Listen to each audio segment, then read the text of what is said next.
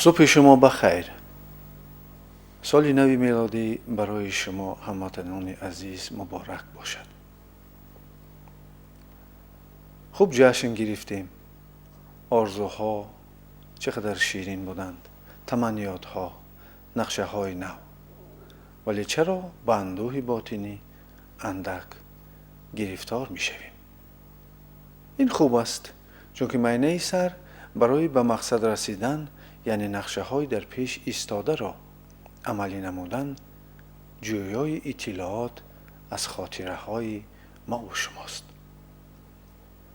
ولی مهمش آن است که ما و شما به سال نو با روح نو، تازه و روان بالیده وارد شویم. پس برای این مشق امروزینه‌ای که میکنیم روانه شده است به برطرف نمودن خفگی از گلو، محض از گلو، نه از سر دل. چون که خفگی سر گلو را محکم میکند و انسانها بیماری جاغر گفته به دکتر مراجعت میکنند. ولی در اصل این فشار آوری موشک‌های گلو هست که در اساس خفگی، یعنی خفه شدن از کسی یا چیزی یا واقعی پیدا می شود.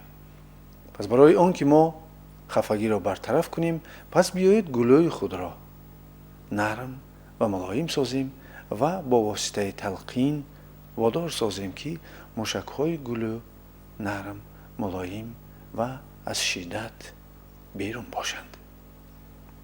چون شما وارد می شوید به سال نو، به آنکه از هیچ کس خفه نیستید، به هیچ کس ضد نیستید و شما نیکخواه و نیکبین هستید، آن وقت تمامی طبیعت با همه قوت و قدرتش و جمعیت که از مردم عبارت است پشتیبان و مددگاری ما و شما می‌گردند. درست به جای خلوت بنشینید و گوش به صدای ما دهید که صدای ما شما را به عالم نو، به عالم روح بردم و تازه و بدن سالم میبرد. انسان ها مناسبت دارند در زندگی و آدمان به چیز و چاره و جمعیت و طبیعت، ولی متاسفانه از مناسبت با خود فراموش میکنند. ما و شما مناسبت با خود داریم و دوستی نزدیکی ما و شما بدن ما و شماست. خود را در بین معنی سر قرار دهید. چون خود را در بین معنی سر قرار دادید، بدانید که شما می توانید صاحب این بدن شوید اگر بدن شما را باوری کند. پس معاشرتی که ما و شما حالا با بدن خویش می کنیم روانه شده از به آن که بدن گپگیر و گپدرا شود. و بدن خود را سر دهید. آن موشک هایی که ما و شما را گوش می کنند آنها را سر می دهیم. آهسته آهسته بدن نرم ملایم شده آرامی ما و شما را فرا می گیرد. آرامی عجیبی ما و شما را فرا گرفت. و چون آرام شدیم و نرم و ملایم بدن گشت، شدت گرفته شد از دستان، از پایها، از تمام موشک هایی که ما و شما را گوش می کنند و آن موشک هایی که ما و شما را گوش نمی کنند. به هر حال فرمان به آنها تأثیراتی مثبت می رساند. روی و چشمان خود را نرم کنید. زبان نرم شد که آینه عضوهای هاضمه است. گلو را نرم کنید و پس شما حس می کنید که کدام واقعه یا کسی شما را رنجانده بود، یا رنجانده بود یا که شما رنجانده اید. این مهم نه. مهم آن که آن کس را پیش خاطر آورده ببخشید. بخشید تا بخشیده شوید.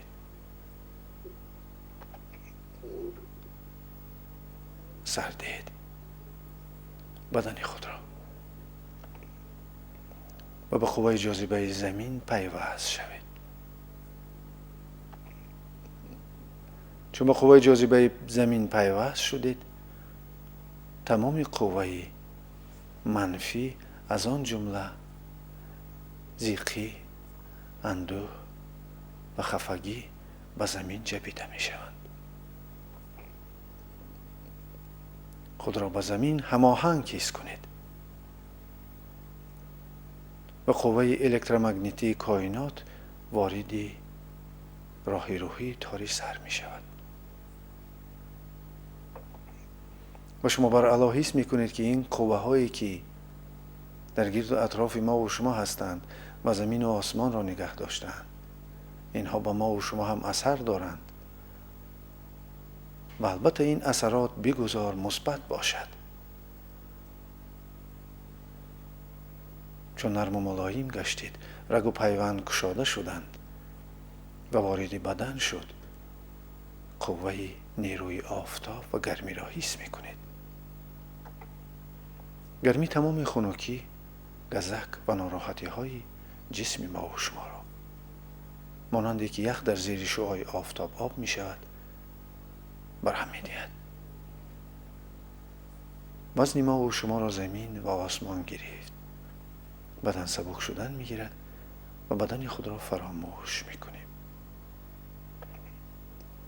تمام گیره های بدن گشاده شدند، از آن جمله گیره گلو. شما دیگر رنجش ندارید، از هیچ کس خفه نیستید. و هر باری که واقعه هایی شوند که سبب ناراحتی روانی شما شود، تیز با مشق روانی آنها را از خود دور می کنید و باز تازه و آزاده فعالیت می کنید. روح تازه جسم را سالم می دارد.